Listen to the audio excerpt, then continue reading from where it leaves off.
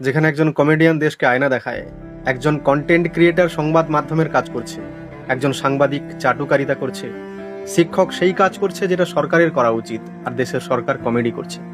যেখানে শিক্ষার চেয়ে বড় বিষয় মন্দির মসজিদ, যেখানে একজন বিজ্ঞানী সরকারকে তার প্রতিশ্রুতি মনে করিয়ে দেওয়ার জন্য জেলে যায়, যেখানে একজন ধর্ষণের আসামি মাসের পর মাস বেলে থাকে, যেখানে ভবিষ্যৎ নয় অতীত বেশি গুরুত্ব পায়।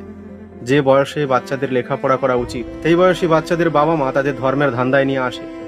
যেখানে ফ্রিজে জমে থাকা বরফ ভগবান হয়ে যায়, যেখানে গেরুয়া রঙের আইফোন ধর্মের সঙ্গে জুড়ে যায়, যেখানে 5 কেজি রেশন গর্বের বিষয় হয়, যেখানে মানুষের গরিবত্ব ভোটের ইন্ধন হয়, সেখানে আপনি চুপ করে আছেন কারণ কিছু বলতে গেলে শত্রু বাড়বে।